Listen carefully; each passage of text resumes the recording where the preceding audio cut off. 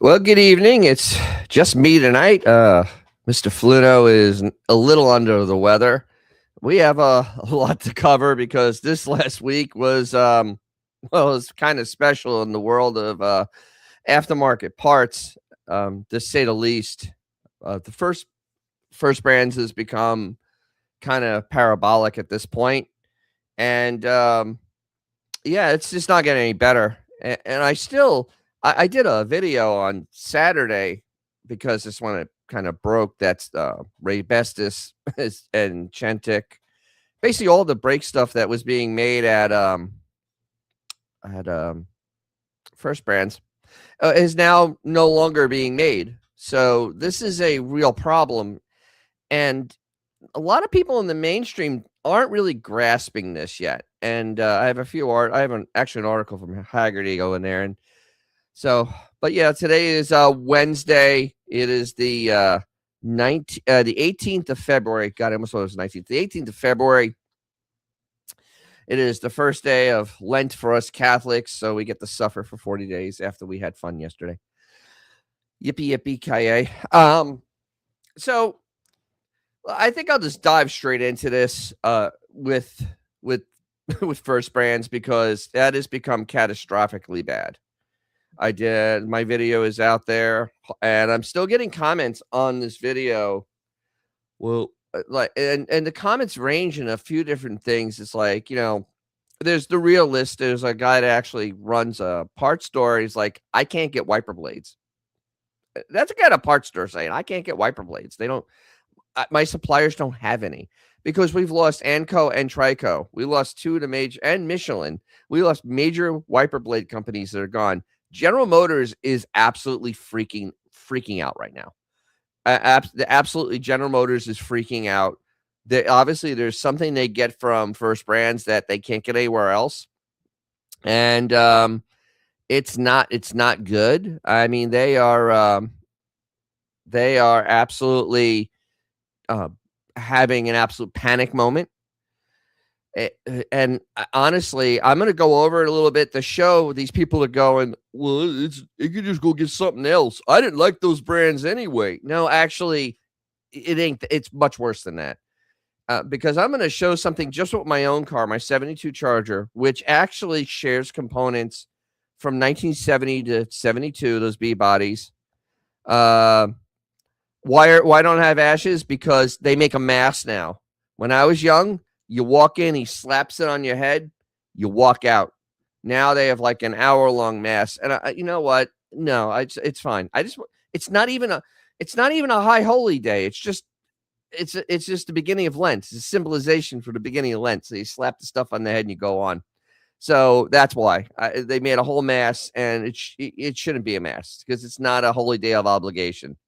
There's no reason to go in there. So that's why. And actually, some of the priests in my area were going pretty hard because some people had their full crucifixion on top of their head. That doesn't count. Hi, Autobot. You're gonna go do a whole mass? Oh man. Just find some. Go to your pizza. Go like your pizza oven. Just go like that. You're good. All right. Well, good job, Mike. But a lot of people don't grasp the severity of the shortage that is coming, because, like I was saying, my Charger shares a lot of the front end stuff with the 70 to 72, and it also shares the same front end with the 70 to 74 E-bodies, which is a Challenger and Barracuda, which are very popular cars. I mean, right now, those are the most popular. Mopars out there is the Challenger and the Barracuda, absolutely bar none. And this is really, really kind of terrible. So let's start with Haggerty. Haggerty had their own little thing on it today, and I am absolutely flabbergasted by this article. Autolite, Stop Tech, Fram, and more upended by parent company's bankruptcy. Some well-known automotive brands are in dire straits. First Brands Group, a conglomerate company that owns popular aftermarket automotive brands such as Bestis, StopTech, Fram, Trico, Autolite, and others, filed for Chapter 11 bankruptcy. Blah blah blah. Founded in 2013. They have 25 well-known aftermarket brands. Brake components to lubricants. So what we have now is that the guy has been charged. They're in Chapter 11. They're trying to sell pieces of the company off, and it's not going so well. So over the weekend, they shut down all their brake manufacturing. They shut it down. It's gone. And it's Bestis, Centric, and StopTech. 3 brand names that actually make stuff for classic cars. I mean, they literally, and I'm not even talking 50-year-old. I'm talking like if you had stuff from the early aughts and like you had a Pontiac and Oldsmobile, stuff doesn't exist anymore. They were like where you would go to get parts for those cars. So what we have here is they have shut down that brake manufacturing. And so basically, this article from Hagerty goes, oh yeah, it's like that. They're gonna do a whole trying to sell off the parts, and it hasn't worked, and so they're just shuttering the businesses. One online retailer we spoke to said it planned to sell out a remaining inventory. It carried the brands mentioned above. Well, brands like StopTech and Cardona, staples in the aftermarket game. It is worth mentioning that none of these brands had a market niche that they alone occupied, and still other suppliers in key areas such as spark plugs, brake components, and others. So while you go to make it harder to find or virtually extinct, don't think your ride will suddenly go without brake parts indefinitely. Okay, so Hagerty is wrong. Hagerty is as wrong as humanly possible with this. This is people that basically are like the commenters I have on that video that just think that every manufacturer makes every part for every car. That's not true. I have BMWs also. And this is how I know this is true. I have BMWs also. That I use Paget brake pads. Paget brake pads do not exist. They do not exist for my 72 Charger. There is no Paget size for my 72 Charger. I use Brembo brakes on that car. Brembo doesn't make any brakes for my Charger. They don't. They literally do not make brakes for my Charger. They don't manufacture anything of that nature. I know that. Trust me, I've looked. But I can tell you who does make parts for my Charger. It is, let's see. I went on partsgeek.com and I did a search, a full-on search. And this is what I got for a brake rotor for my car. Bestis. That's the only brake rotor available for my car. And this is an online part retailer, car parts. They have access to every one of the suppliers. If the part exists, they usually have it. Oh yeah, wait, what's the other one? Oh, Centric. Oh wait, that's also going away. So they have 2 here. And that's bad because both these are now no longer made. And so where are the other suppliers? Where are these other companies that I could run to there, Hagerty? Because right now I have 2 choices and neither one of them are made anymore. Can you tell me? I don't understand this. So Hagerty really didn't do much research or looking around or just basically assumed that everything was a 10-year-old car, I guess. Good going, Hagerty. Nathan Petrology, whoever you are. Good research there because you obviously didn't look around to see what happens to old cars that there's only a few manufacturers for because, they aren't as plentiful as new cars. Yeah, I know. They did a video. I know. It wasn't as good as mine, but I know they did do it. And yes, Benjamin, tons of Fram oil filters at Walmart. Yeah, because they're unloading. Literally all the inventory is getting unloaded right now. At AutoZone, they were not AutoZone, Advanced Auto Parts. They were literally selling Fram oil filters for $4, $3 a piece on closeout. I mean, I would never use one, not even on a lawnmower, but dear God, I mean, that's how bad this is. They're just unloading inventory at this point. And the other part of this that I think Haggerty doesn't understand is that if when Fram stops being made totally, because that's going to happen, you're going to lose 20% because that's, I mean, honestly, they have to have 20% of the market. The whole back wall of Advanced Auto Parts is full of it. Walmart carries it. So this is it's a massive supply. When that goes away, the other manufacturers will never fill that void in a short amount of time. It's going to take a year, maybe longer. You don't know how long it's going to take. This isn't going to be seamless. Autolite going away. Autolite is a major spark plug company. Major. I mean, seriously, when you lose 20% of your supply out there, bad things happen. Why is this happening? Greed. The founder of First Brands was a greedy bastard, and the greedy bastard basically went and did a lot of debt, and then did triple loans on inventory, and basically, it seems like he stole the money. That's the allegations right now. So that's why this is happening. And it's really bad. And it's bad enough that General Motors is absolutely pissing themselves right now. They had a giant meeting. I reported on it last week. They had a big meeting for supply, and I don't think it had anything to do with microchips. I don't think it had anything to do with, electronics. I think it had to do with this type of stuff, because somebody has to make wiper blades for cars. Somebody has to make wiper blades for brand new cars, and I'm assuming it's Anco or Trico, because I mean they've been traditionally the wiper blade manufacturers for for new cars. I mean, my Charger came with Anco wiper blades. I imagine there's a relationship with all the manufacturers. They've been around so long at this point.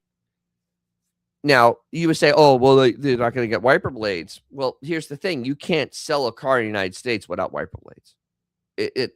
It's a federal mandate. You have to have wiper blades. You have to have wiper blades to be able to, go in the rain. And all cars have to have them when they come out of the factory. If they are a street-driven car, they have to have wiper blades.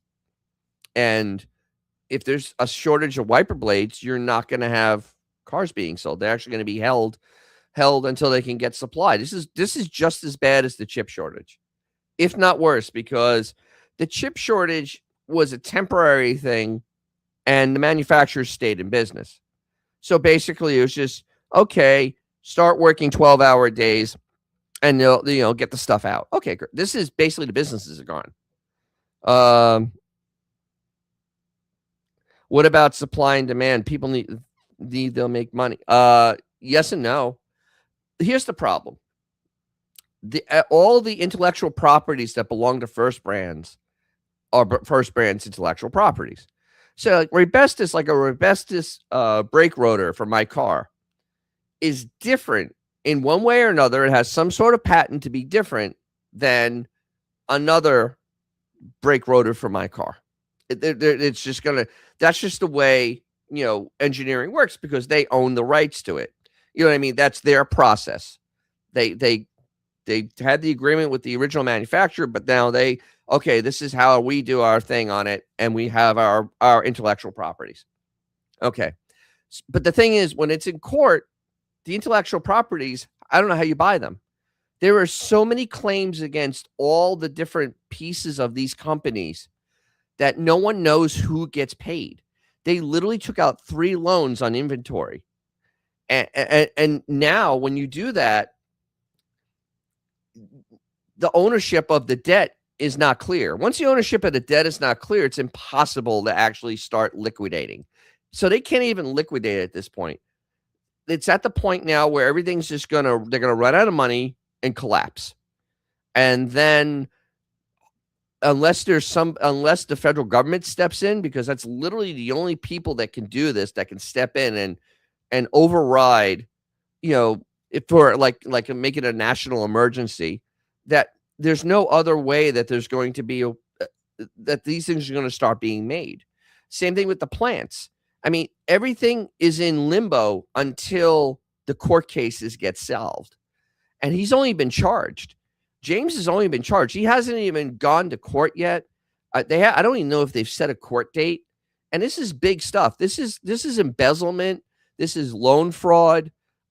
I mean, it is a lot of charges, and it's some heavy duty federal stuff because he broke a lot of laws doing what he was doing.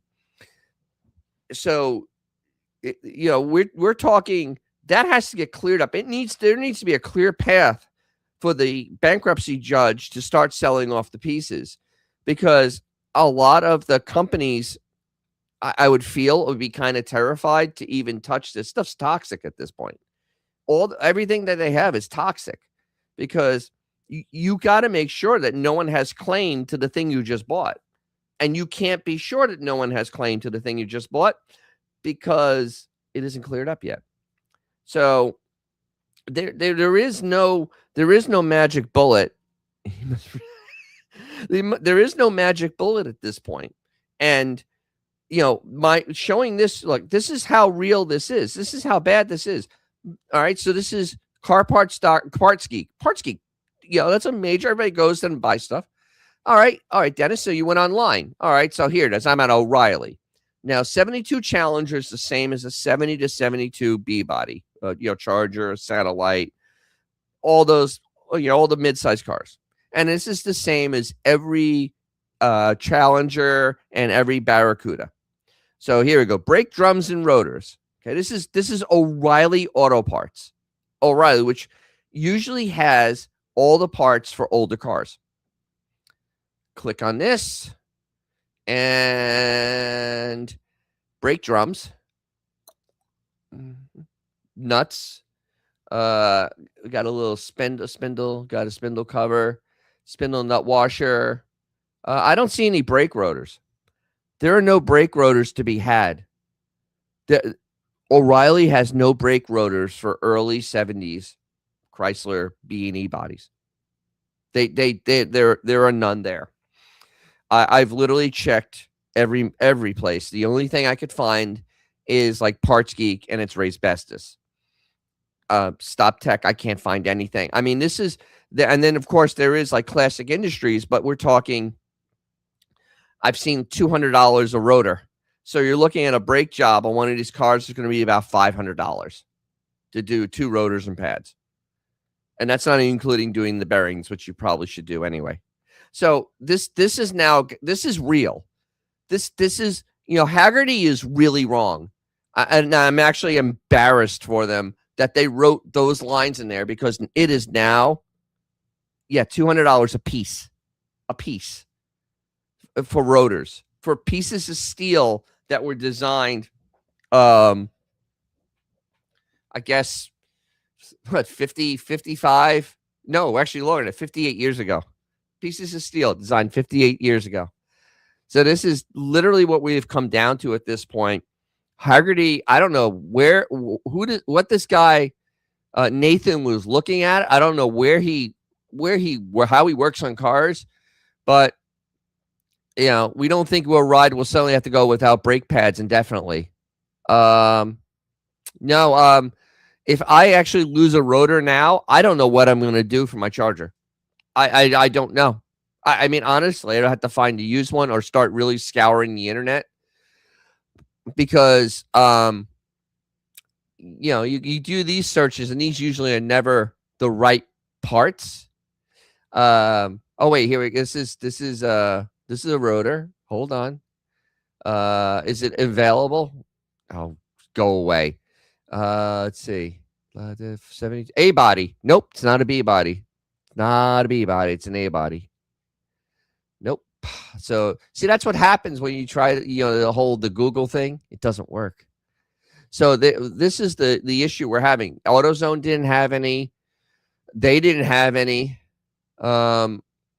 Buyer brakes they only have aftermarket ones. So literally, it's that bad. We are actually in that part where this hasn't even gotten to the point of being like fully fledged at this point. Like they just shut down. and I don't know what's going to happen 6 months out. So honestly, if you need to, yeah, the thing is that's even more than actually going and buying the ones from Classic for $200 a piece. The aftermarket ones are stupid expensive for my car. Stupid expensive.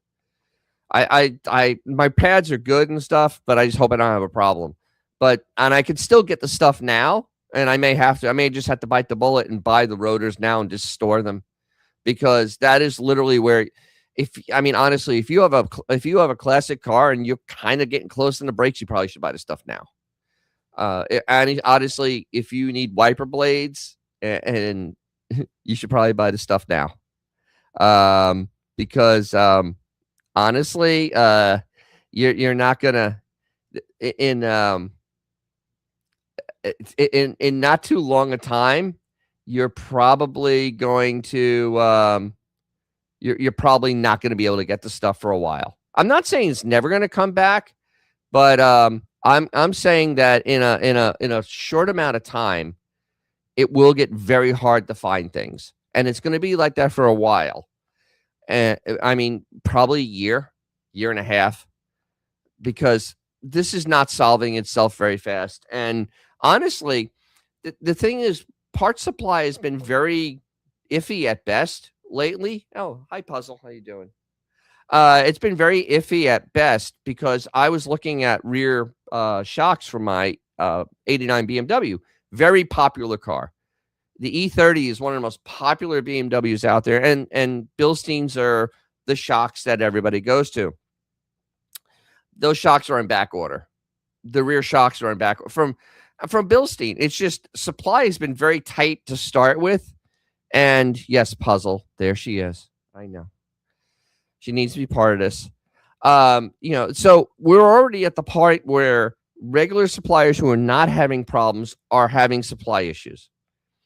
And now we're going to get to the point where, see, Puzzle, they like you right there. Now we're going to get to the point where there's not going to be a lot of choice, and it's going to be very, very bad until things even out. And that's going to take a while. I'm just, that's why I'm not letting go of this First Brands, because it's going to offer pain. The other problem is that I saw this article, and I am very curious, and everybody should be kind of curious. General Motors is saying there's shortages. Wait, what year is this? 2023. Oh, Jesus. God, I hate you, Motor Biscuit. Okay, forget about that. General Motors actually did have issues with supplies, but that wasn't the article. Okay, so damn you, Motor Biscuit. I don't like you. But yeah, so there we are with First Brands. First Brands is basically circling the toilet. They are dragging down a lot of the market. It is going to take it's going to take a while for that whatever's lost to be brought back.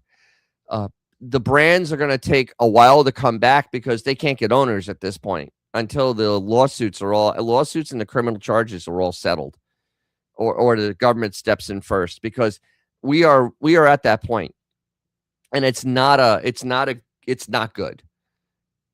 And honestly, I'm going to keep on making videos about this and talking about this till it's solved, and actually it starts getting covered by the what we consider the real media, because they're not covering this. Haggerty was almost comical. That was almost like laughing. Oh, they're going out of business. You're not going to be able to get oil lights anymore. Well, no, dude, you're actually probably going to have a hard time getting spark plugs for your old car, because Autolite made a lot of the plugs for old cars. Plus, I'm not so sure if Autolite manufactures them for Motorcraft, because I don't think Ford makes their own, because they had a relationship. I know they spun them off, but I don't know if they make the original equipment. And well, if Ford can't get spark plugs, that would be a problem now, wouldn't it? They wouldn't be able to sell cars.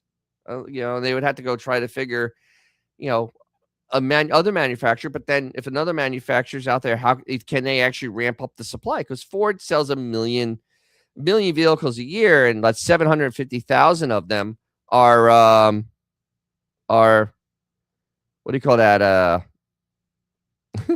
They are They are gas motors. The rest are diesels. So the diesels are, and my computer is acting up, of course, because I'm here. You bastard. What is going on? Um, so let's see. I gotta close this group. Oh, close group. There we go. So there's where the rub is, because we don't know how much is being affected by new car stuff is being affected by this. Oh, I'm frozen there. That's really not cool. I hate Chrome. God, I hate Chrome. Chrome, you're awful, Chrome. You're terrible, Chrome. I don't like you, Chrome. I don't like you, Chrome. It only does this on my own podcast, of course, or it could be StreamYard, or it could be YouTube having all these fun things because, hey, internet. So I was tooling around, and we all know that the Charger came out with their gas car, and they're on the full court press now to let everybody know that these cars are in existence. Nobody really wants them. I haven't seen one yet, and I live between. Yeah, I heard, and oh my God, I am like freezing. This is awful. I knew I should have restarted my computer today, maybe, because it's also, I have the evilness of Windows. The evilness of Windows is making this really hard to do. I'll close you, because Windows is just not. It's not a pleasant thing. I hate you, Windows. I hate you. I hate you so much. And I always freeze in a weird thing. Dennis Headroom. That's how I feel. This is growing really well. Okay. I have Windows 10. I don't even have evil Windows 11, and honestly, it is actually kind of painful when you see how far it has not come. Because I bet this one is high usage is probably the one I need. So, okay, let's continue. So I haven't seen a lot of these cars. I've actually seen none. So they're on full court press right now because these guys are actually talking about it. Mopar Insiders. Mopar Insiders is basically the propaganda arm of Stellantis. Their twin turbo muscle car is finally flooding inventory where they'll sit. These cars are expensive. I mean, they are expensive. They're hitting dealer lots hard. Over the previous week, I swung by a local dealer outside of Detroit to see what's actually happening on the ground. When I found what's telling, a line of Charger Daytona EV motors once sat plugged into charging stations. Now there are lines of twin turbo 6-pack Scat Pack 2-door filling the same spaces. The EV chargers still there. They're just not being used. That alone says a lot of what the market is shifting. Inventory is finally flowing. I don't understand this. So basically, Stellantis is just making a lot of cars, flooding the dealerships with them like they did the EVs. They're $70,000, and this is a great thing. I mean, so this a base one, which you're going to hard to find, is $55,000 with $57,000 plus taxes and fees for a car that gets 15 miles to the gallon. That is what the Huracan gets in this thing. You're going to average, in real world, you're going to average 15 miles to the gallon with this car. You might as well have had the V8, because at least the V8 was tried and true. Hell, I remember Headroom being on, when I was a kid.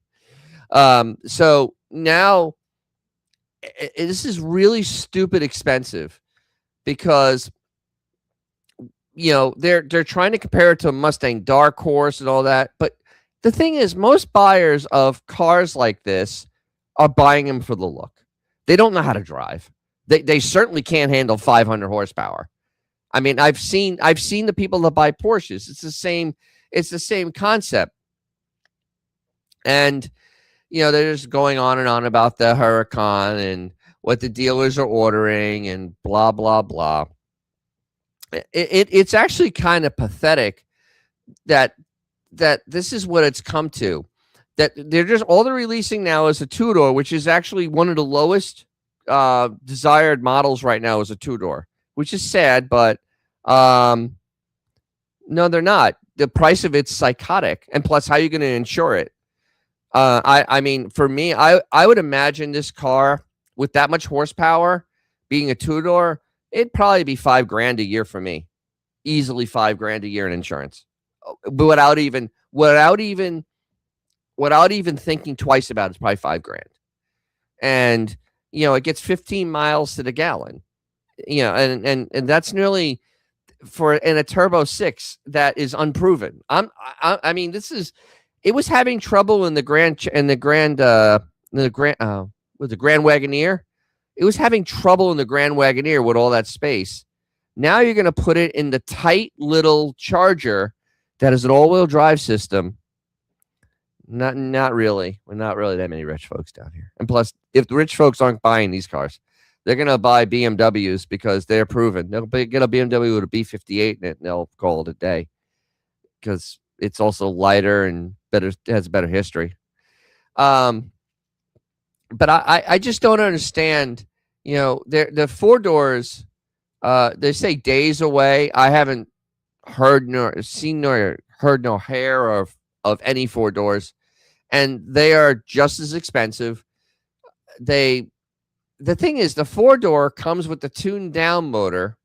The two-door only comes with the hot motor. So if you want a two-door, you're going to have to go for the lungs.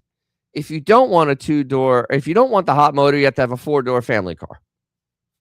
That I don't know. I don't understand Stellantis at all at this point. They still puzzle me. They just wrote down $26 billion on EVs, and they literally just keep on. And I don't understand what is going on, because they're still talking about EV this and EV that, and they just took an absolute ass whooping, just like Ford and General Motors. Actually, General Motors probably has a lot more to write down. They just didn't write it down all then. And we're going to get to them in a little bit, because it has, like I said, the last week has not been great for cars. It has not been great. It's been a very negative week. It's just, I don't even understand it. But so here's another thing to think about. Actually, I'll move on. I'll move this to here. So we'll go here, and then we'll go here. Hold on, I'm doing a little editing here. So we got that. Okay. So like I said, it wasn't a good week for cars, and Stellantis is releasing their 2025 next week. So hopefully, I think it'll be next Wednesday. So it should be out right before the live, and we can go through it. And they're using "In the Air Tonight." Seriously, a 40-year-old song. I guess I know what their demographic is. They don't want anybody under 50 buying these cars. Jesus, that's hilarious. That is absolutely hilarious. My God, that is hilarious. Yeah, and the thing is, all this stuff affects anybody that wants an old car, because it just makes everything much more expensive. It just does. This is terrible. Hey, Two Diesel Larry, how you doing? All right, so like I was saying, good week for everybody. So this is Ford. Now remember, Ford wrote down $19 billion because of trying to make electric golf carts. I mean, appliances. I meant cars.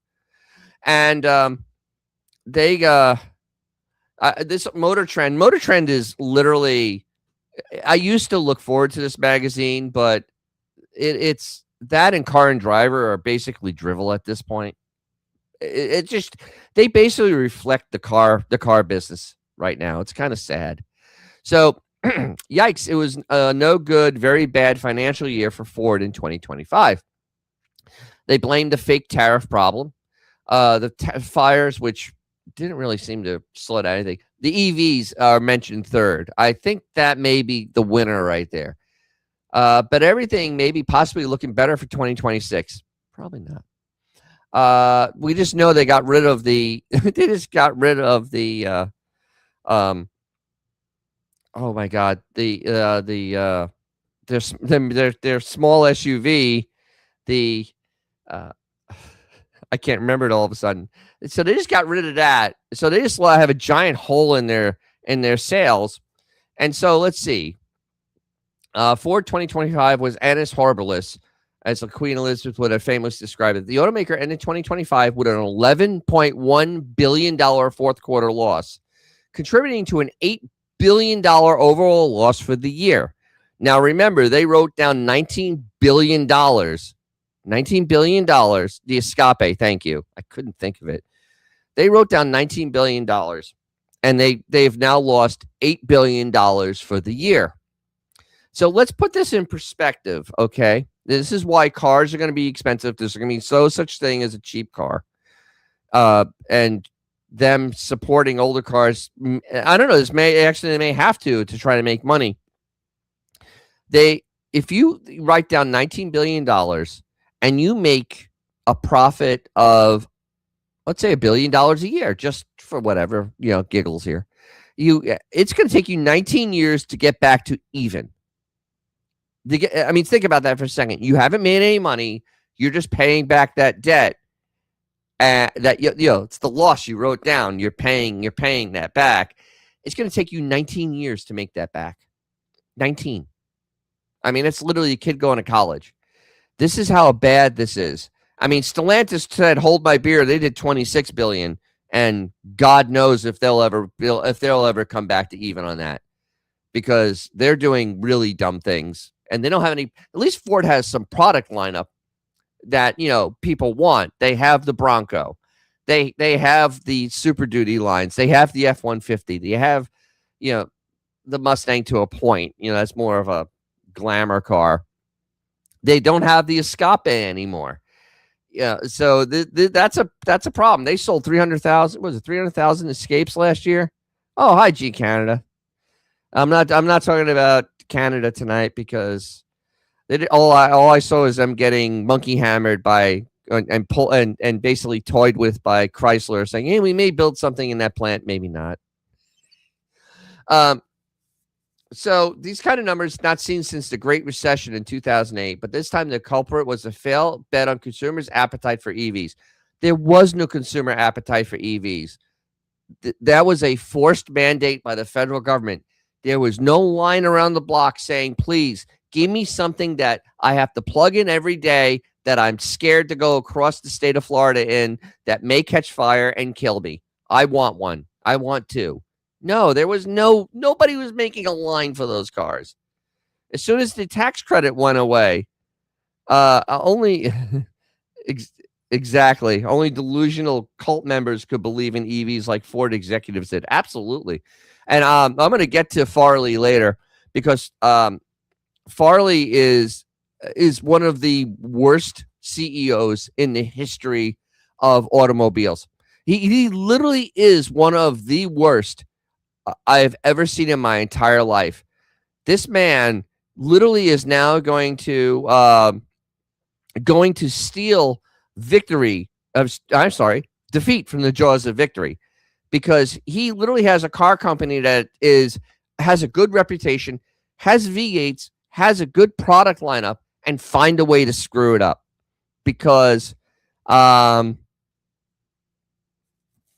yeah, exactly, G Canada. A stupid takeout on the Escape, especially the hybrid and FEV, are great vehicles. They're very versatile, amazing MPGs. I have no idea why they got rid of them, and they have nothing to replace them. They want you to buy a Bronco Sport, which is a horrible vehicle.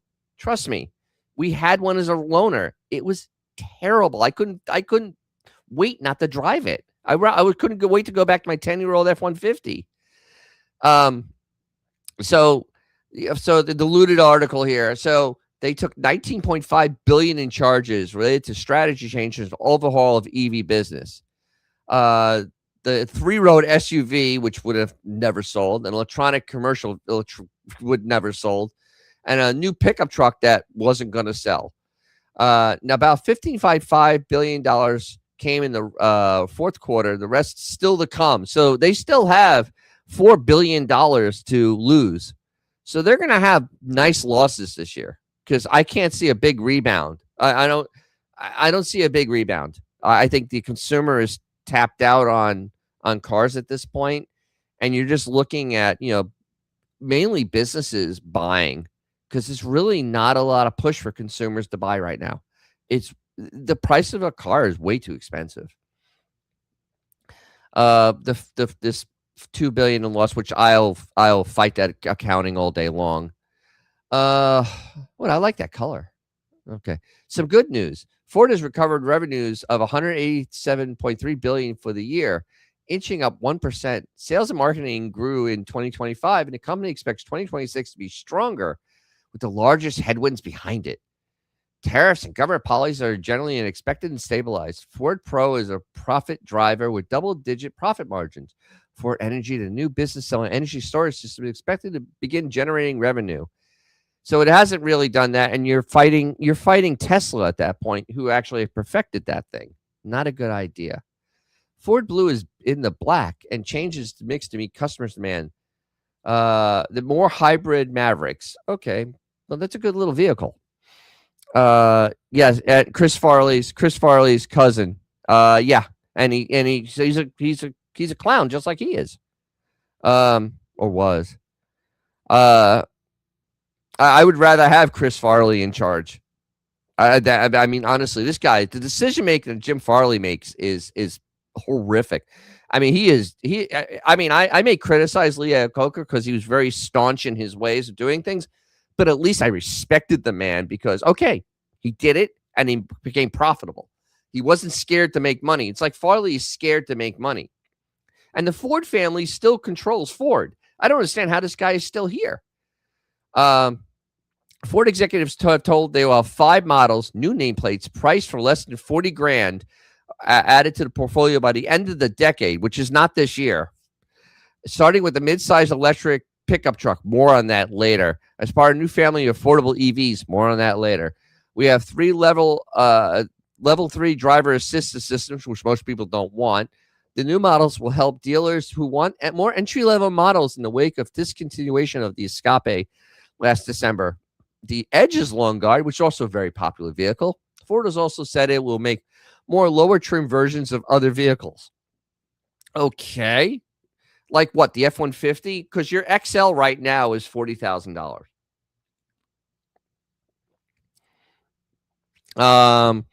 Exactly. Do you want a piece of crap part with a warranty on it? Yeah, you can take a poop in a box. Yeah. Because that actually relies to the aftermarket right now.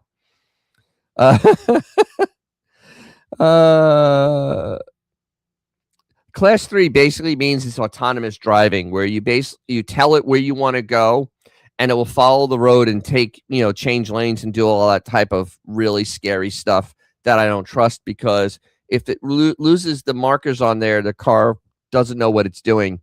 Tesla is like the leader on that, and they have horrific crashes with that setup. So I'm not a fan of it. Don't want it. I want to drive my car. Let's see. Ford suffered a $2 billion loss due to 2 fires at aluminum supplier Novelis that cost the company production of about 100,000 vehicles. The company hopes to make up the big chunk of the lost production, and they're going to have the mills running between May and September. That's a big wall. Ford is continuing to plan to cover the timeline losses from Novelis disruption should only be at about $1 billion in 2026. So, they're only going to lose only $1 billion on that. Hold on. Let's see. Other platforms have been delayed or canceled. Other EVs. Honda, because, Honda said they're going to do that. Stellantis had $26 billion. Like I said, it's going to take them an eon to pay that back. I don't. And when we get to Stellantis, I don't understand. Just a side note on Stellantis, that they have this giant loss, and they just rolled out a new. They just rolled out a new electric Jeep. Like, someone's looking for this electric Jeep. I mean, I don't understand. I don't understand this. They have cheap affordable EVs, and yeah, because it's in China. I don't know about you. I don't trust the CCP for some reason. Oh, maybe because they don't care if they kill 1 million people with their cars. I mean, seriously, let's really be honest. They have multiple billions of people. They don't seem like they're the most caring for their population, and I don't really trust that their products are any good. There's something because we look at Tesla. Tesla is by far the highest researched, most well thought out electric appliance you can buy.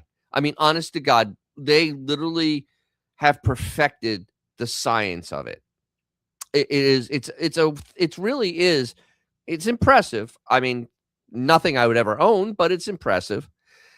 The thing is, even with getting carbon credits from all the other manufacturers, which they still do, they still get paid by them for carbon credits. That has still not gone away. So that's kind of something that's just happened. It's just there. But Tesla has tried and tried, and they can't make a vehicle under 40,000. And that's their business. Literally, that's their entire assembly process is electric cars. I mean, they make nothing else except, a big dumpster. Oh, they call that the Cybertruck. Well, whatever. But I mean, honestly, and they make power banks. That is, like the Gigastate, whatever those things are, you put in a power wall. Their whole thing is manufacturing of this electrical stuff. And they can't crack cheap. Ford, this is a side business for them. And there's no way in God's green earth they're going to be able to do that. And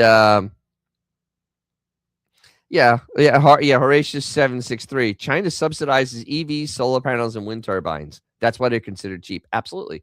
The CCP do not ever trust anything they say. I mean, you think our government lies? No. The thing is, I saw a funny meme about solar panels and wind turbines. You realize that China doesn't use them? China makes their power the old-fashioned way, coal. Literally, that's how China makes power, coal. They don't even use any. They just sell it to us because we're suckers. Gee, Canada, I love Canada Stan. Dear Lord, Canada's PM also announced a $5,000 rebate. That's Canadian, so is that about $400 on electric cars under 50,000. Canada doesn't even make any, so it's a subsidy on cars not built in Canada.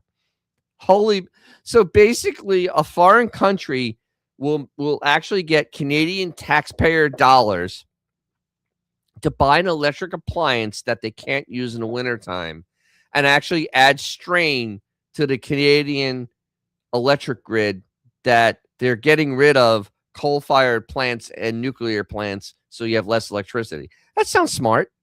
Oh yeah. That sounds like a great plan. Wow. That's so smart. I love these people that hug these tree hugging people. No, not really. That's why I love having my old cars. I don't have to deal with them. It's just wonderful. I really don't. It's great. It's great. I have nothing hybrid. I have nothing that runs on electricity. I like simple. That's insane, though. My God. So Ford, as I said before, Ford went and they had a bad year, and they took a ass kicking on EVs because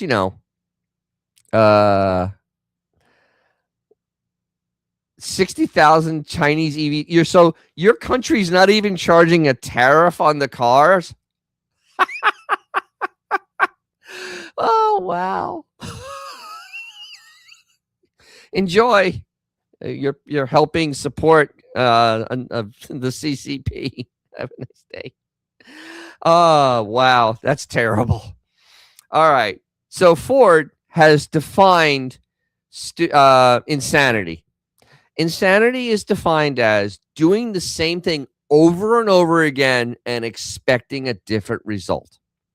This is the car company that loses $60,000 on every Mach-E they built. Every Mach-E They lost $60,000. They lose $1 billion a quarter in their EV manufacturing. They have never ever come close to breaking even. They have never ever been able to come close to a profit. Literally, it is a cash burn. That's why with the thumbnail I made, it literally is what it is. It's basically taking money and just throwing it into a fire. They actually would have been better off. It would have been more spectacle for the 250th anniversary of America if they just took $19 billion in $1 bills and lit it on fire. It would be a very big, it would be an exciting thing. It'd be great. We'd all can rally around that because that's what they did. They basically lit money on fire. So here they are lighting some more money on fire. Ford's new 2028 electric truck will be a fully modern EV for $30,000. I seriously doubt that. I incredibly doubt that. Now, will it be a profitable car for $30,000? Probably not. Will it be a safe car for $30,000? Probably not. Will it even be $30,000? Probably not. Because the Maverick struggles to be around $30,000. The Maverick struggles, and that has a normalized drivetrain, and even a hybrid is one they've been using for a while. It's something they've already kind of gone through and made work. So and that one struggles to be 30 grand because they quickly go to 40,000 without even they literally won't even be my cat just disturbed me. Honestly, it's really not well thought out. So I'm trying to figure. This is why I think Farley is the worst CEO. He makes Barra at GM look competent. I actually have less hatred for Tavares at this point because at least he had a plan. It was a horrible plan, but damn it, he stuck by his guns. Whether you liked it or not.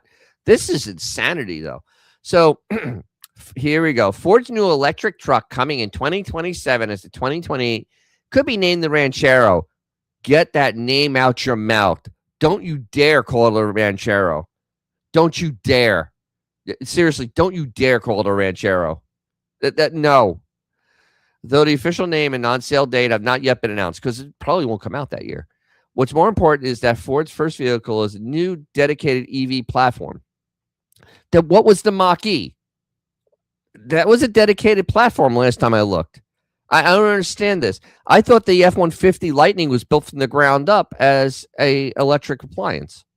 I'm confused. In an advanced briefing, Ford special teams ran through some of the technical details.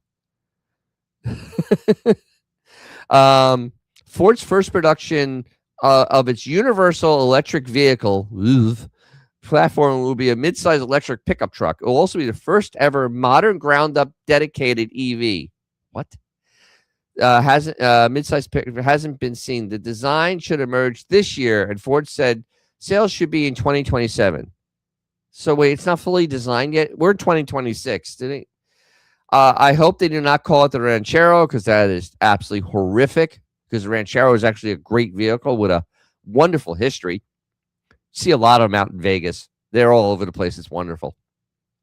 But whatever it's called, the first pickup will be different than any other vehicle Ford has built. It draws from experience of staff new to Ford, from EV startups and motorsports, who worked with the Skunk Works team to develop it.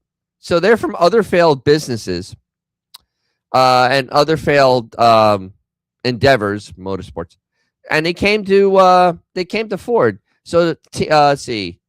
Team from Tesla to F1. The team's mantra is the new EVs must be affordable and have sufficient range to lure shoppers. Meaning that they're absolutely as sufficient as possible to achieve both goals. Efficient equates to being able to minimize the energy capacity and cost of the battery without compromising range. This sounds impossible. The draw from the UV team's experienced automakers such as Tesla meant the group could work on a secluded project to rethink every aspect of the vehicle, its structure, electrical architecture, and its manufacturing process. Plenty of the team came from motorsports world as well as including Formula One, where more than half of the aerodynamics team has worked previously. Why aren't they working there now? Because you get paid a lot of money to be an aerodynamicist in Formula One. Uh, there has to be something in the background for the big three to be going crazy. Yeah, they're run by ideologues. They're not run by businessmen. They're run by people that drank the Kool-Aid. These are the worst CEOs we've ever had, ever in America. These are literally the worst. They are almost like they're allergic. It's almost like they're allergic to making money at this point. I mean, seriously, nobody wants these things. The virtual singulators have already bought them. Normal people like myself and people I know have no desire to get these things because, like, I live in Florida. And when you live in Florida, you could drive 200 miles in one day without even trying. I mean, hell, I live like 30 miles from South Tampa. And that's like a 60-mile round trip with air conditioning on and the radio on because it's long and boring. And it's on highway. It's not stop and go. So you're not getting any regenerative braking. So basically, I mean, there's no sense in places that have large open spaces to have one of these things. Plus, my grid is so sensitive in Florida that, I mean, my lights flicker all the time. And we don't even have a high concentration of these things. And I already have power problems. I already have an electric bill that's twice what it was, 10 years, not even 10 years, 6 years ago, twice. And, this is ridiculous. Yeah, when's NASCAR going EV? Well, they're so stupid, they probably would. I mean, they like shooting themselves in the foot every chance they get. I can't even watch NASCAR anymore. I heard the 500 happened, whatever, didn't care. Don't care. Nothing in those cars I can relate to. It's awful. So let's get back to this. So, the air drag is crucial in reducing EVs' energy use. So, okay. To measure success in achieving these conflicting goals, the team created a bounty system which quantified the contribution of any single change in weight, drag, rolling resistance, assembly process to vehicle cost, and battery capacity reduction. The system, said Alan Clark, who heads the advanced EV development team, has been adopted by other units of Ford. Clark spent 12 years at Tesla and contributed to the design and development of every one of its volume models S, K, 3, Y, and Cybertruck. Yeah, okay. None of those are cheap by any stretch of the imagination. Great marketing. 4 senior members of the advanced EV team detailed numerous UV platform advances from reports at advanced briefing last week. If there's a single way to cut EV costs, it's reducing battery capacity. Batteries now make up 30 to 40% of the cost to build an EV. And Ford will use prismatic lithium iron phosphate LFP cells, a chemistry that costs 20 to 30% less per kilowatt hour of capacity than pricey nickel, magnesium, cobalt, aluminum cells. But LFP have 30% less energy to their size. So already the same size battery will be less range because it's not like a gas car where if you have a 10-gallon tank, you can carry 2 5-gallon gas cans in the back and just fill it up and you have 20 gallons of gas with you. That's not the way these things work. That's why they're stupid. And also how much to get that lithium, because it's still lithium, that's a filthy process. We're not going to talk about all the phosphate, because we have phosphate in Florida. Both of these are very nasty. The runoff from both of these are very poisonous. It can ruin groundwater. It can kill people. Good stuff. Let's keep doing that. So they have less capacity. UV architecture is designed to accommodate both other chemistries and different cell formats. There's the UV zonal architecture, which uses several dozen central processing units. So bunches of computers from different suppliers are replaced with just 5 Ford-designed CPUs, still 5 computers. They partner with Ford's first ever 48-volt power system for certain vehicle functions. That means less resistance because the higher the voltage, the lower the current at the same energy. And heat buildup of wires is proportional to the square of the current. Okay. It's more electrically efficient, lowers vehicle weight, and reduces the amount of copper required in a vehicle. Tesla said at 2023 Investor Day that a similar path. Clark acknowledged that Ford would have to step down the voltage to 12 volts for accessories such as light and audio components. So that's interesting.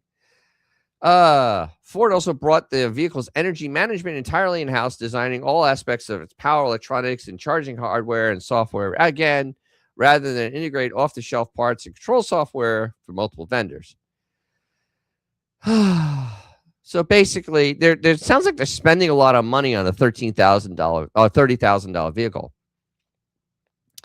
They're going to make a smaller wiring harness for the UV pickup. That'll be 4,000 feet shorter and 22 pounds lighter than the Mustang Mach-E, and won't need to be heated in an oven to make it pliable enough to install. And so here's the aerodynamics of it. So here's where I think that we're going to run into a problem. They have to make it have 15% less drag than a pickup truck, which is including the Maverick. And I don't understand how that's going to be a pickup truck when you have a shape like that. Here's a bed of a truck where you put things. Here is this, whatever the hell this is. And there's the back end that looks like a car. We're not actually having a vehicle here. It looks like a, unless this is it, I can't tell. All I know is that this doesn't make any sense. Eliminate, combine, reduce. It sounds like they're doing a lot of background work on something that no one wants. And for all this work going in here, how do you make money? How are you making money on this thing when you've had this happen in the past? Everybody remembers the Ford Ranger EV? Yeah, that happened. The 2013 Transit Connect Electric, yeah, that didn't work. The Ford Focus, 6 years they tried that. And the 4 years of the F-150 Lightning, absolute failure. Cool. Creating adapting patterns for both ICE and battery electric power is a well-known tactic. The current buzzword is multi-energy platforms, which Stellantis did with the the Charger. That actually has but it was only designed to hold an inline six. It can't hold a V8. That body style cannot hold a V8 for a street car. It'll have more interior volume than a 2025 Toyota RAV4, the best-selling vehicle in the United States. Yes, no one will ever buy it. That's correct, 2 Diesel Larry. There's no one, because honestly, I'd rather have the Maverick with the gas engine. I mean, it's not even an argument at this point. Do you want to? I mean, honestly, charging these things is a nightmare. They should start selling 07. 07. 07. Are you 07?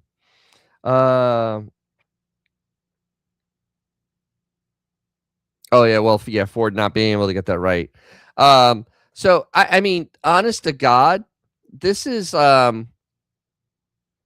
literally, after you just took an ass kicking in EVs, you literally just took a $19 billion hit.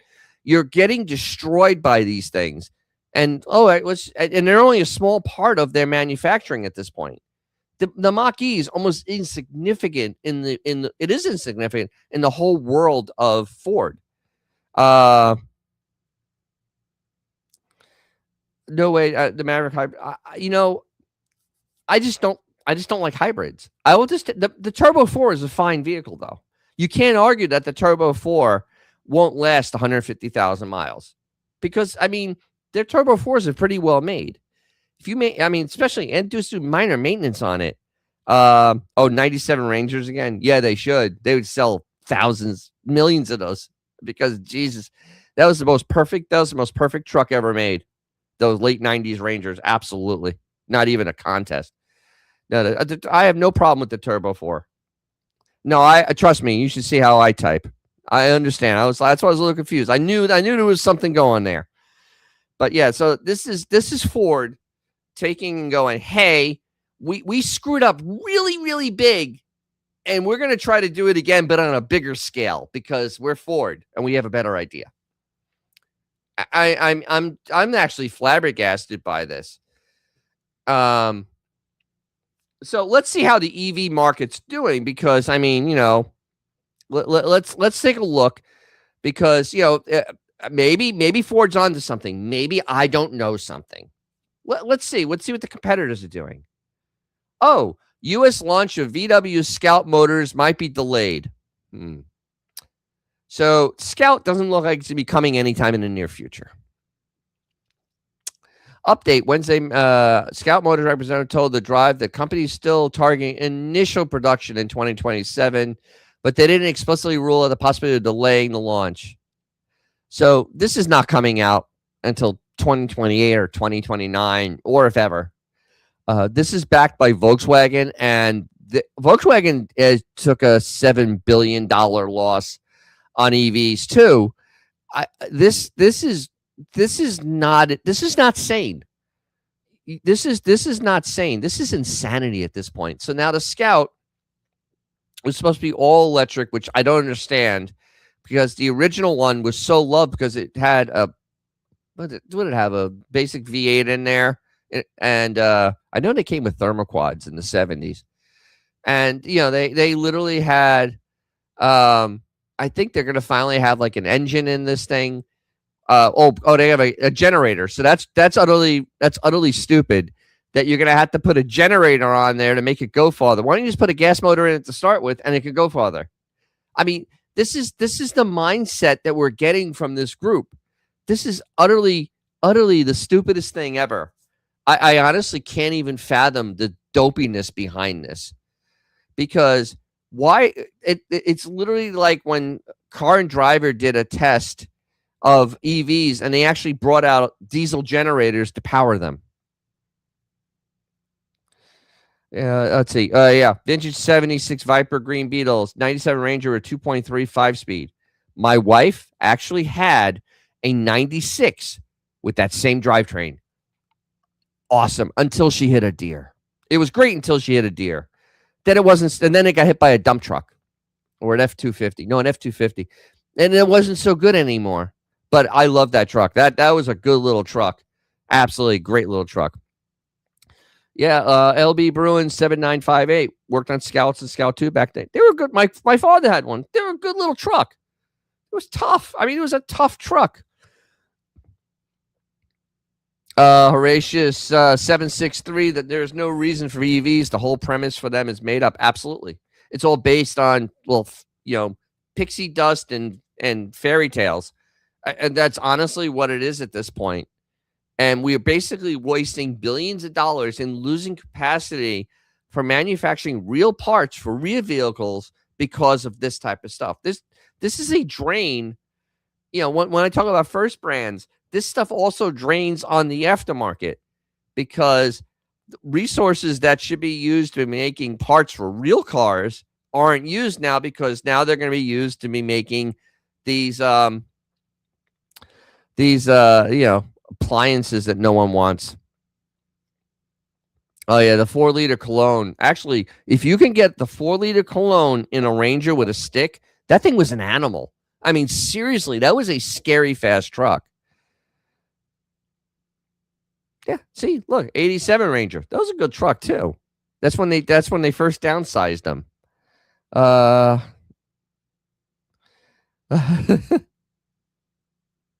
Yes, it's a tight fit, but if you've driven one, my grandfather was a warranty manager at a Ford dealership when those were new. And, they had one and he got to take it home and we were for riding it. Oh my God.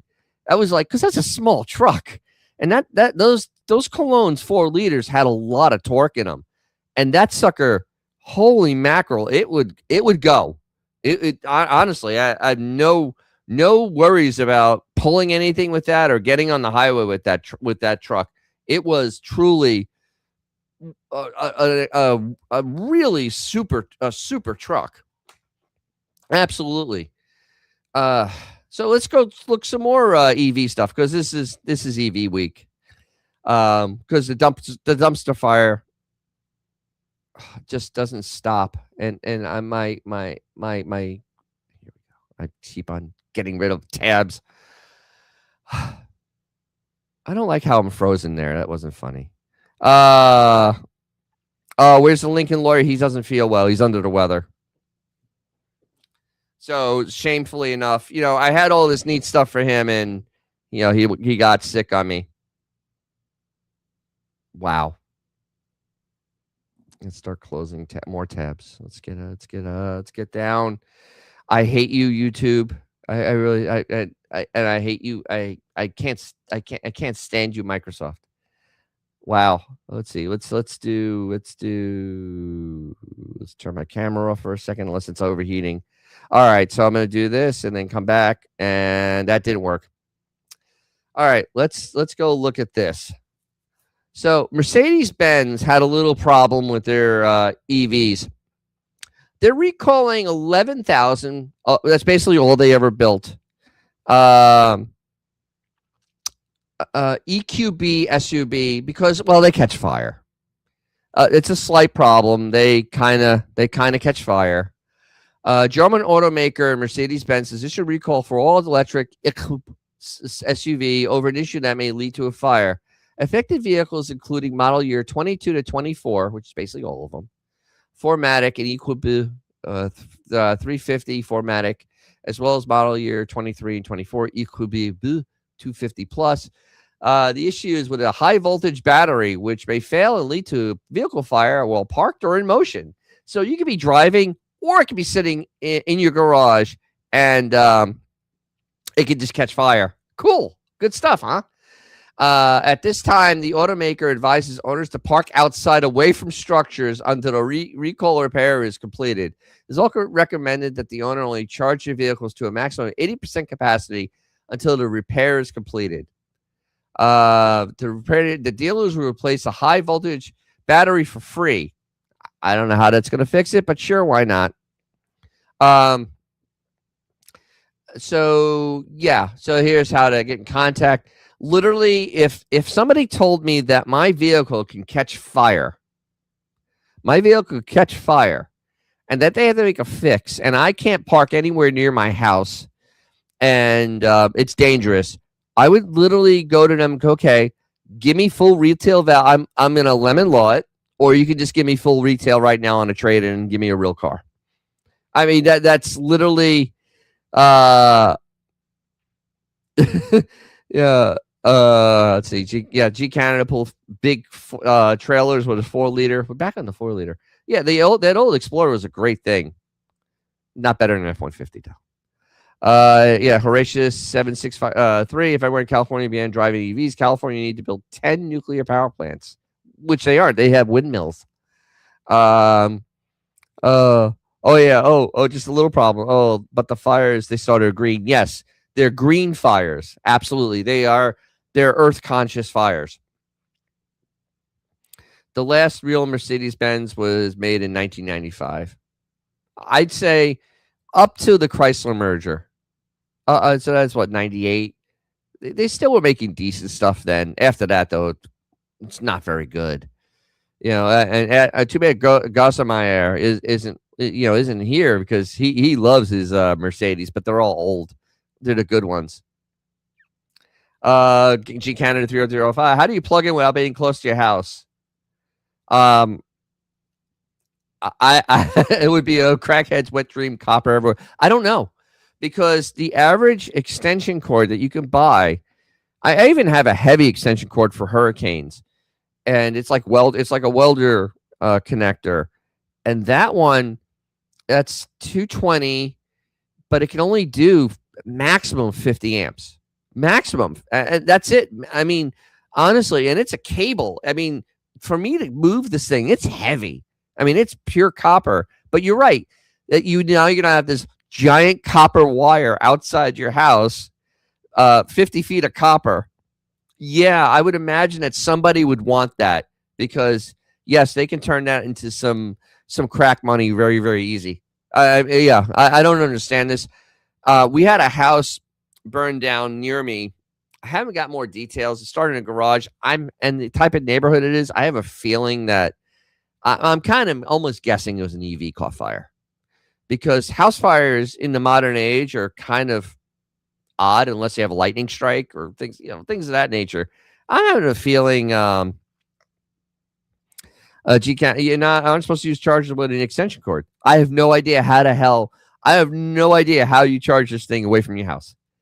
I've like I said, if I was dumb enough to have one of these, I literally be having it towed to the Mercedes-Benz dealership, dropped it right in the middle of all their new cars, and say, "Hey, you're going to give me full retail on that car, and I'm going to go pick something else out so that doesn't catch fire, and see if they make the deal," because that is ridiculous. An Italian fire like the old days, absolutely. But literally, I don't even understand. So Mercedes didn't get their stuff right, which is kind of sad. But then again, no one can get this right. Even Tesla is like, basically just hiding, just hiding their stuff behind, like, very creative accounting, and they settle most of the crashes and fires, outside of court, because it's kind of embarrassing when you have to go to court, because then there's disclosure. I don't know, Jamie Cotton. I don't know if the Fed will be over soon, because I'm going to show you something here. Remember I talked about Stellantis? They lost $26 billion on EVs. I mean, the Charger sold in the thousands, like 7,000 last year. They sold 7,000 electric chargers last year. 12 months. 7,000 of them in the United States. 350 million people. 7,000 cars. So here we go. The 2026 Dodge Charger Daytona Buyer's Guide. This is the electric. Literally, they are still making it. Literally, it is being. This is through Mopar Insiders, the propaganda arm of Stellantis, and this is literally what they're selling. They're trying to push these, even though they couldn't sell them last year. They figure, well, let's continue the try, and go see what happens here. So they have a lot of tables of content, and there's nothing new. It's the same. They have a sedan, big deal. They're supposed to come out last year.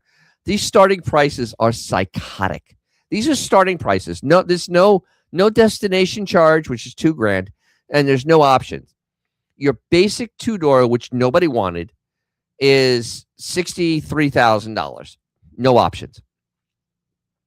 Your basic four-door is $65,000. No option. I don't know who's buying this. I honestly don't know how you buy. I mean, they sold 7,000 of them last year. The Scat Pack Plus at $68,000. And then the four-door is $70,000 for an electric toy that can't even go 180 miles. It can't go 180 miles. That is the range on this. The range is 220 in perfect conditions, fully charged, which you're not supposed to do.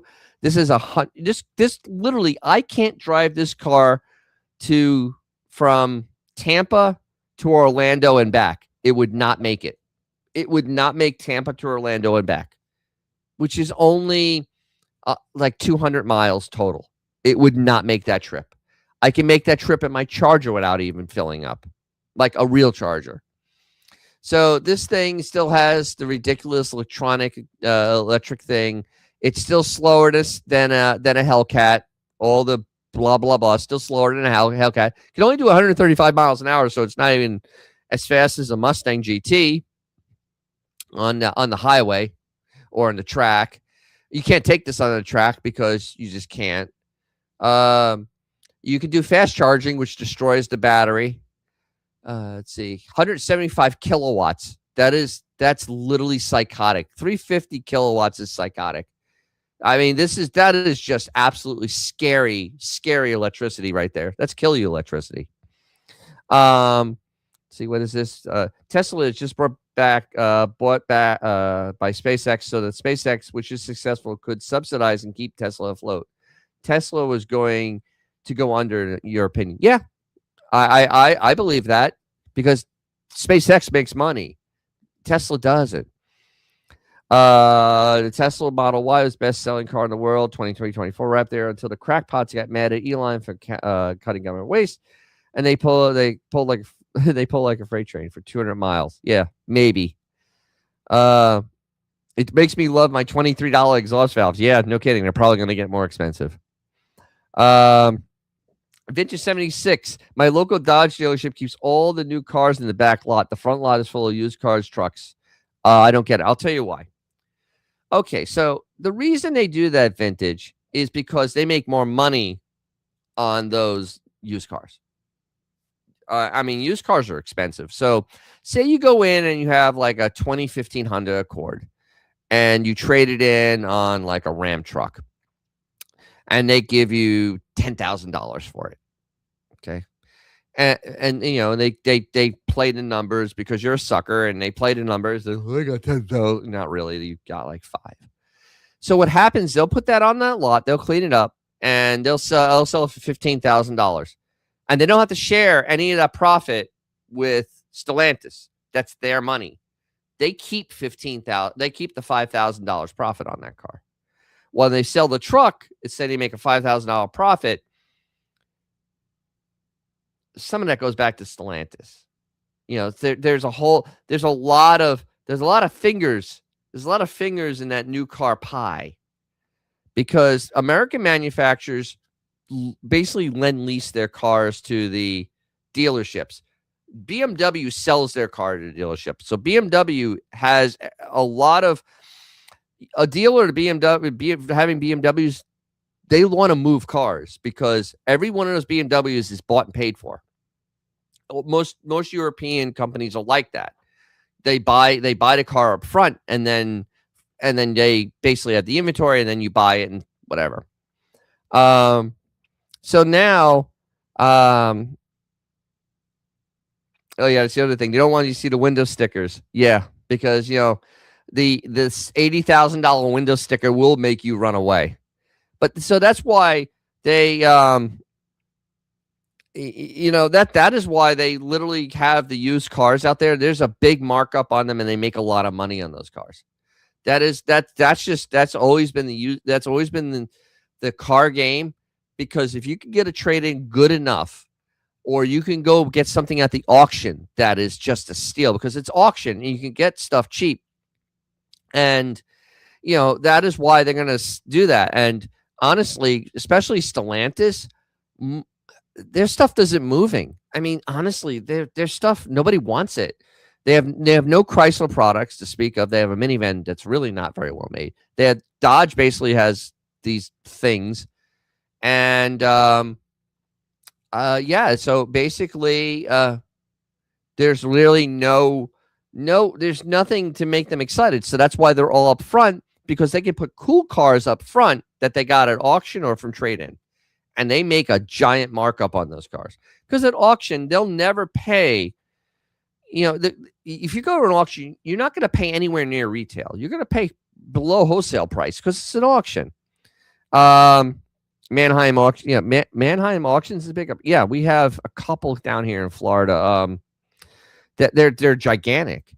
And honestly, you know, for a time, it was really hard to buy a used car because of manufacturing problems. But now, since it's picked up, now we have a lot of stuff coming off lease from 2022. That stuff either gets flipped into the person owning the car, which the dealer loves because they just made a bunch of money on them, or they take it on a trade and, you know, they work out the deal with Ford or what the other manufacturer it is. Hey, and then they put it on their lot as a, you know, certified pre-owned, and they jack it, and they, you know, they make a nice profit. Or if it's not nice enough, they send it to auction. Then somebody else buys it, you know, for below wholesale, and then they go and they sell it for, you know, less than retail, which is on a newer car is a lot of money. I mean, you know, you'll be amazed if you can make $5,000 on every car, it's amazing how much money you can actually start making. I mean, honestly, you sell 100 cars, now that's millions of dollars. Is that $1,000,000? I forgot. I'm 100, 1,000. I think so. Yeah. It's a lot of cash. It's $500,000. They have $1,000,000 just in used cars. If you sell, and a lot of these big dealers sell that many used cars, just because it's absolutely it's like icing on the cake. Honestly, the shop work, because the warranty work and the actual repair stuff is a big business for them now. But this is just icing on the cake. This is like, everything good for them. So, but here is another challenge, and I saw this in this article, and I really thought about EVs, and I thought about hybrids, because Stellantis could never get their hybrids right. The 4xe is still being recalled. I think there's gonna be a class action lawsuit against Stellantis over the 4xe products, the Wrangler and the Cherokee. They're garbage, and I found this study. Look at this. So here we go. Oh, I'll go back to this. We picked up a 99 Cherokee. It came off lease. Picked up at CarMax. It had 32K on a 4-liter. Wow. It's 232K. Just did a valve job on it. Head gasket went. Damn. See? And that's the way to do it. Off lease. That thing was, you got the mileage out of it. 232,000 is pretty good before you have to do any real work on a 4-liter. And the thing is, honestly, there's so many people that work on those 4 liters. You could have gone and just given your core and gotten like a 4.2 stroker, and then put it on the 250,000. Actually, probably put more, because it'd be better built. But easily put 250,000 miles on that engine. You could put 500,000 miles on that vehicle, as long as it doesn't disintegrate. Yeah, I mean, that's the beauty of that 4-liter. That's when engines were made to be tough. But and don't confuse the new Huracan with that. The new Huracan is not that tough. I don't think it's a 100,000 mile motor. Honestly, it does not seem that way. So let's get back to this. So a power study claims technology glitches hurting vehicle dependability. Shocker. I'm shocked. So you're saying that you make things complex, they're not reliable. This is absolutely just unbelievable things in my mind. I can't believe this. Advances in vehicle technology have resulted in improving safety while making cars rolling communications and entertainment hubs. But complexity invites problems. That's why, why did you just do that? J.D. Power 2026 U.S. Vehicle Dependency Study shows vehicle dependability declining at the highest rate since 2022. Persistent problems with infotainment systems, spotty performance and over-the-air software updates, hello Ford, and issues with vehicle exteriors have long-driven long-term dependability problems to a high. Going back to more than a decade, regardless of the overall results, the biggest, and no thank you, problem for automakers when it comes to dependability is infotainment technology. You just ask Stellantis about that. I've known 4 people that had their infotainment systems fail on their Stellantis product, and nothing works when that breaks. So you don't have air conditioning, you don't have a radio, honestly, barely have a car to drive. And it's just, so here we go. This is the problems. And I'm trying to figure out what the PP per 100, I guess. So infotainment is 56 problems per 100 cars. Think of that for a second. Over half, and I'm talking across the board, almost half the cars. And then owners who hold on to the vehicle longer, long-term ownership experience matters more than ever. Yes, the average age is like 13 years. Software updates and new technologies should enhance ownership. Hello, Ford. You don't do that. Well, many vehicle owners citing going mobile phone integration problems and little to no benefit after an update is performed. Let's see. On top of the top 5 industry problems, 4 directly related to owner integration of mobile phones to their vehicles, including top issue in the industry for a third consecutive year, Android Auto and Apple CarPlay, 9 per 100. Coupled with built-in Bluetooth systems, 5.5. OEM app connectivity, 4.7. 24, basically 24%. And the thing is, most states now have laws that you have to be hands-free. That's a problem. You know, what do you tell the cop? Like, my freaking car doesn't want to work. Like, literally, like, I mean, seriously, this is insanity. Overall, vehicles finished with an average of 204. 2 problems for every 100 cars.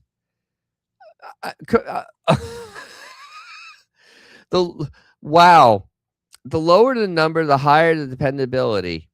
Wait a minute. I'm confused.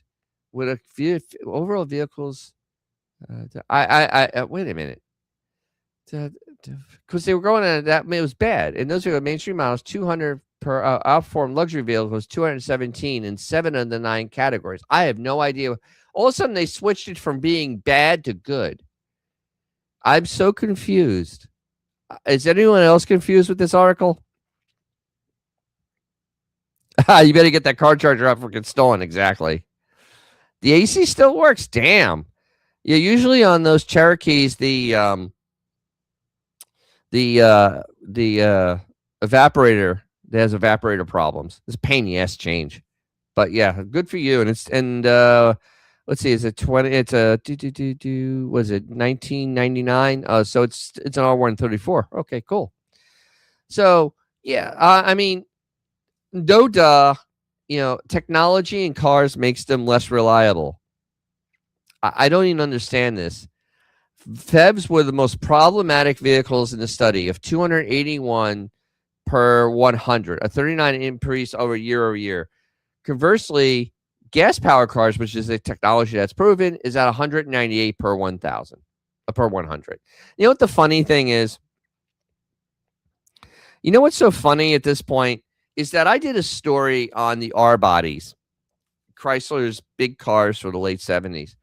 And literally, they were upset because they had, I mean, granted, it was like, I think they had like, no, they had 11 problems per car. All right. And that was a car that was built, you know, basically out of desperation and literally just not, you know, just literally having no money. But to have almost 2 or more problems per car is insane in this day and age. I mean, in the 1990s, I doubt it was that bad. I seriously doubt it was that bad in the 1990s. I think that in the 1990s, you probably got, you know, I remember the scores were usually pretty high back then. You know, probably had like 1.3 problems per car in the first year of owning it. So I can't even fathom. Yeah, the evaporator in your 2011 Ram went 3 years ago. They actually got a long run out of that. Those Rams have horrible AC things. The other thing that breaks them is the blend doors. And on the 2500s and the 3500s, you literally take the truck apart to get it. So, wow, that must have been not good. I'm flabbergasted that it lasted that long though, because especially from that age in 2011, Chrysler was not in the best of shape. They were just getting sold to Fiat at that point, which was kind of horrendous. But man, wow, you have an interesting selection of vehicles. I must admit, you have the Cherokee, or you have a Ram, obviously, to bring around stuff. You had a 65 Rambler American convertible. I've only seen a few of those, and that was the first in line they did, the 232. So that was one of the most reliable inline 4s they had, inline 6s they had.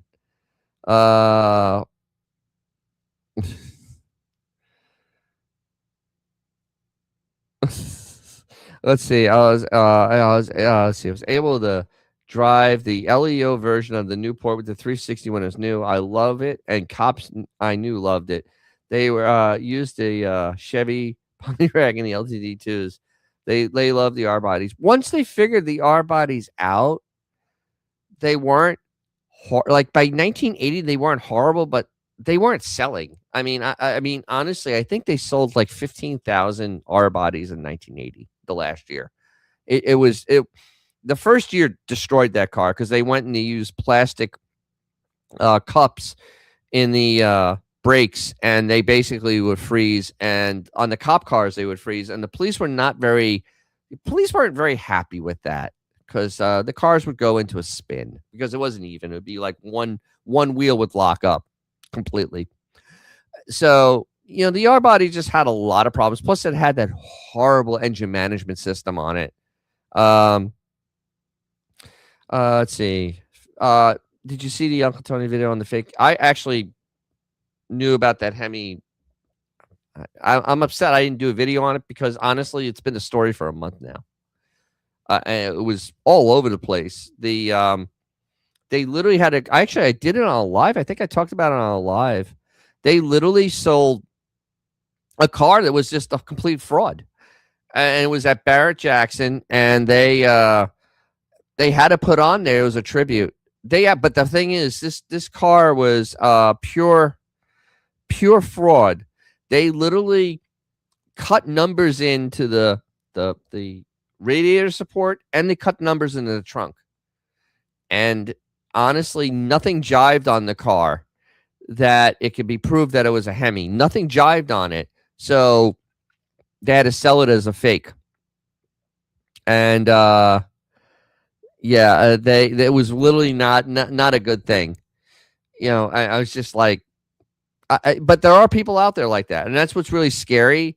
And that's why when you have, I always tell people, like, I've had people ask me, I only get this. I've had people ask me to go look at cars for them because, you may be, but you're buying it, and you can get that that buyer that buyer trance, and you need somebody objective. So I've gone and looked at cars for people, and thankfully they've all been real so far.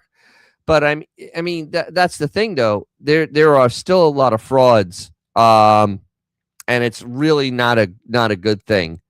Let's see, 2006 Charger, because the electronics kept throwing into first gear at 60. Cool. Jesus. The calipers. Yep.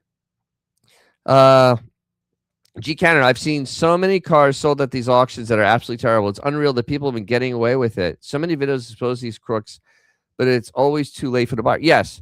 See, that's why these auctions, this is like basically the giant peer pressure. You can look at them. I mean, you can kind of figure out some stuff on the car, but you really can't drive it, and you really can't run it. And you can't check the air conditioning if it has it. You can't check the brakes. You know, if you're buying it though, you can go. You could ask. I think you can look at the inside the master cylinder, but you can't check. You can't check all the wiring under the dash. You can't check a lot of things. In fact, Dead Dodge Garage, one of the first videos I saw from him, he actually had come into where he works a Charger that they used compression fittings on the brake lines. Compression fittings, which are not rated for anything near brake pressure. And this car was sold at auction, and it was sold at auction for, I think, like $90,000. It was a Charger RT. And it was a real RT, but it was put together like garbage.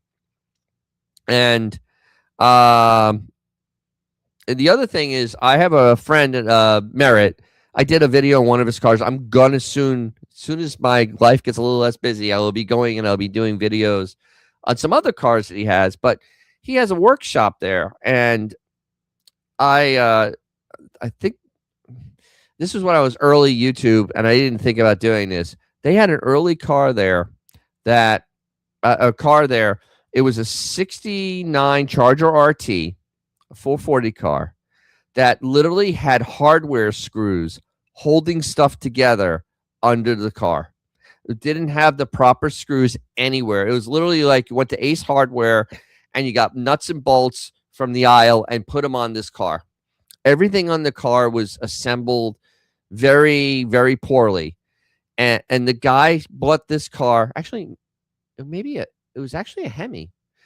It was a couple of years ago at here at Mecum, and he paid over 110,000 for the car. And he actually traded that car for a Superbird and a 446 pack lift-off Super B. And yeah, so there are suckers born every moment, and I still can't understand. Nobody can understand that deal. I guess the original owner of this car, of that Charger, had those two cars, and he wanted that Charger back. That's insane. So he traded two good cars for this thing that, honestly, the mechanic working on it was just shaking. He'd looking to shake his head and walk away because it was just that bad. It wasn't even really streetable at this point. So yeah, he spent all that money. A lot of buyers have money but absolutely no knowledge of what they're looking at. These are business guys with cash, not car guys. Yeah, no, that's a big majority of them, and you get fooling their money are soon parted. And I have seen some of the cars at Mecum, and Mecum is a little bit better, not much. And I've seen some of them, and I'm like, dude, no way. It's like, no. Let's see. Last year, I went to look at a shiny 57 Fire Dome. Cool. The guy wanted $24K. Okay. 2-barrel Hemi, but somebody put an EFI on it.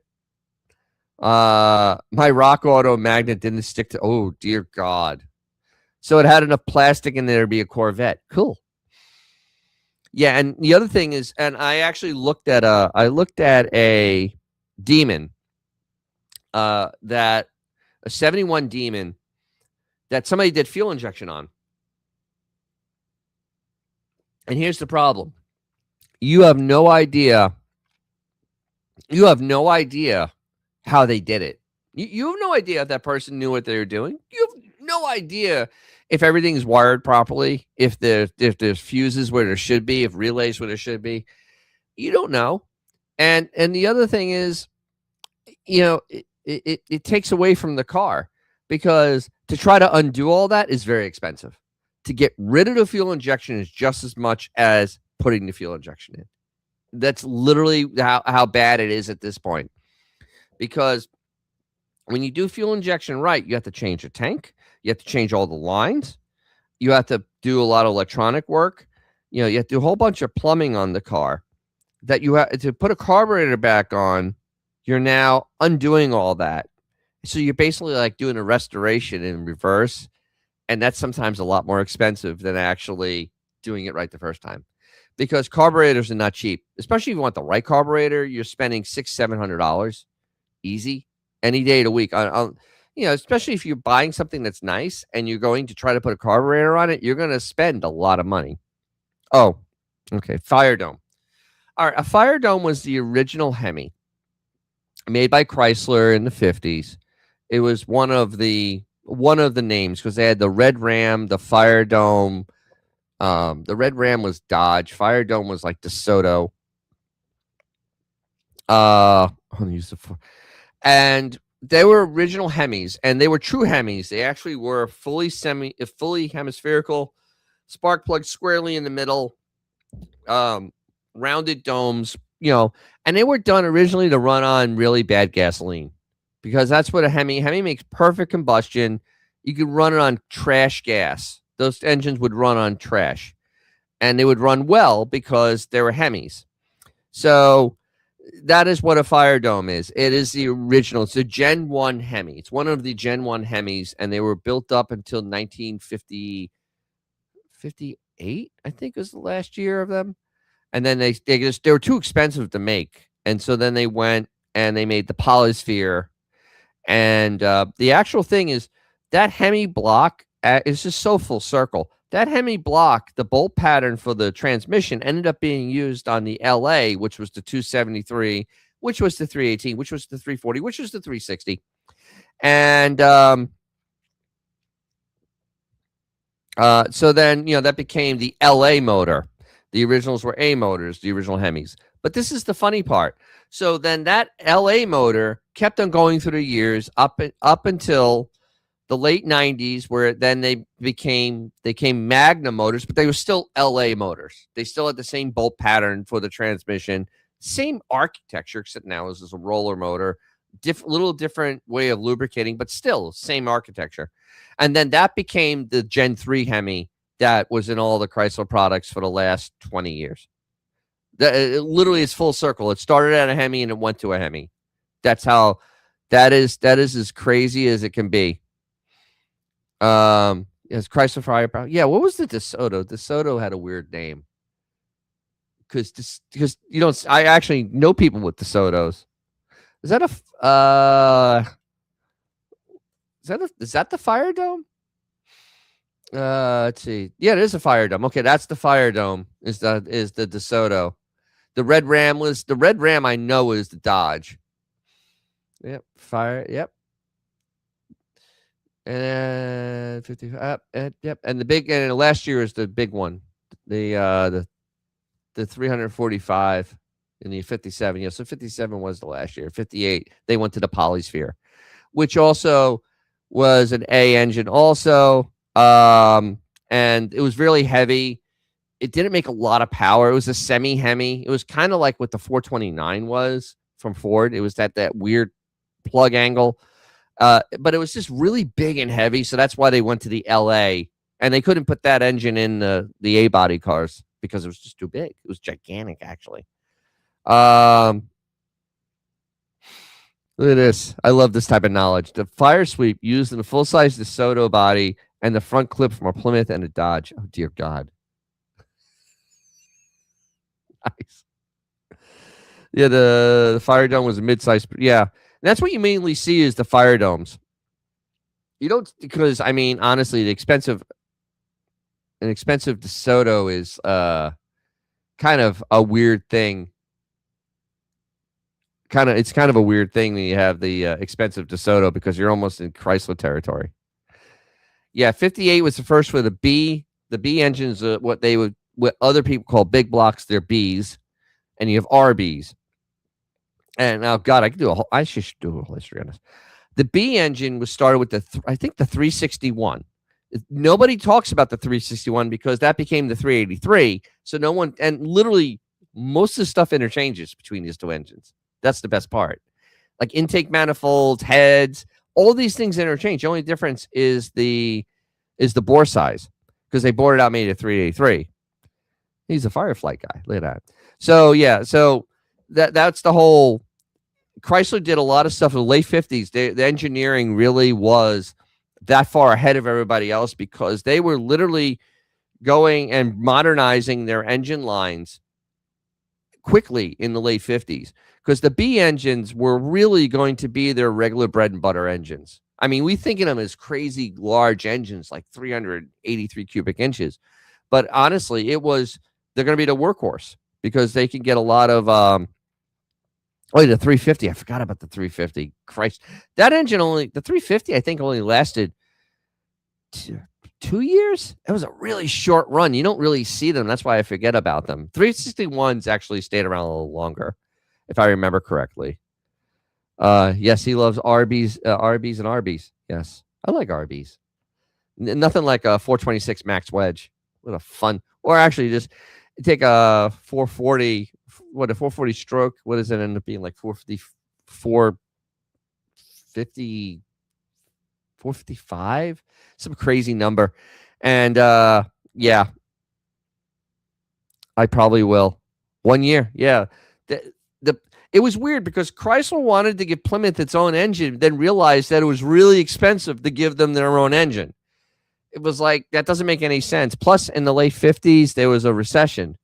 So Chrysler was like doing just as bad as Ford and General Motors at that time. So yeah, and they were doing worse because they're Chrysler. But wow, yeah, it made no sense. But Chrysler tried these things, and that's the weird part about them. So yeah, and you're right. I probably should, and I will, because it's the history of it. It's very, very much insane. And basically, what they call the new Hemi really isn't one. I mean, in the real zeitgeist of what they were, they're impressive, but honestly, they really They don't have the same characteristics. Yep. That was a 1 year only. The 2 4s on the 350. Then that was the 58. That's the Christine car. Yeah, with the Golden Commando.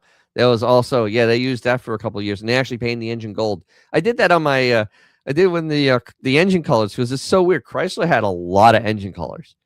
I mean, seriously, entire corporate wide, the engine colors kept on changing. There was no specific set of engine colors for Chrysler. It's like they used turquoise up until 1970, late 60, late 69 and 70 on the RB, on the performance cars. Like Hemi orange did not become a performance color for everyone else until late 1969, 1970. Then all the other cars got it. And all the other engines got it because it was just a Hemi.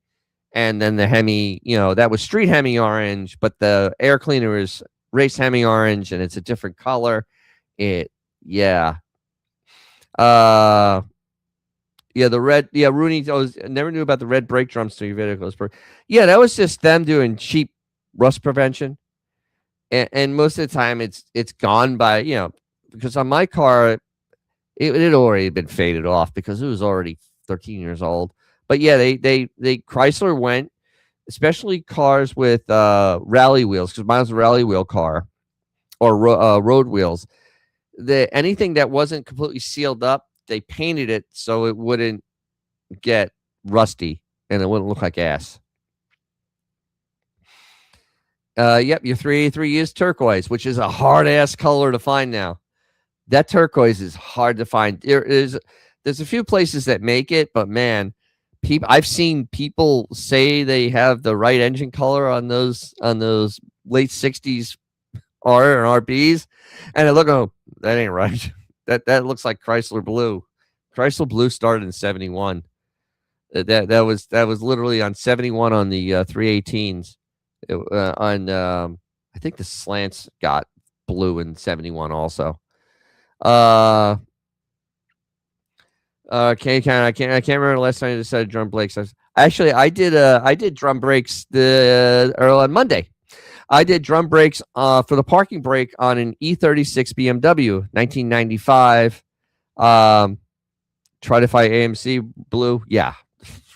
Actually, doesn't Eastwood still make that one? Because I know they stopped making Chrysler blue. Absolutely. The Eastwood may actually make that color. It's a good paint. I've had very good luck with it. KBS.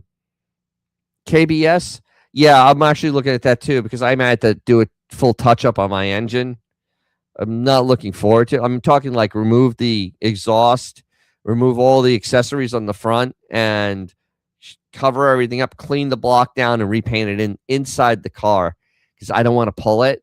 But yeah, that's what I've been looking at too because I am not happy. It's just it's been in there now for a decade, so it's a little tired. Oh, it's not the one you need. Christ. AMC blue is that's a hard ass one. You may have to go on. Somebody on the AMC board has to know where to find that color because it is such an odd color. It's in between Ford and Chrysler. Literally, it's just in between. And it's just a weird color. So that's interesting. Yeah, but but Chrysler, the turquoise is actually really hard to find, and most people just don't paint the engine the right color.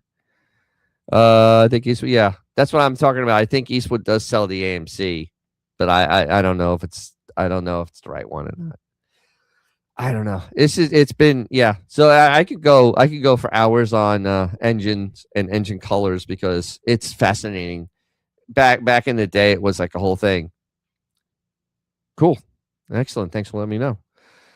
Good luck.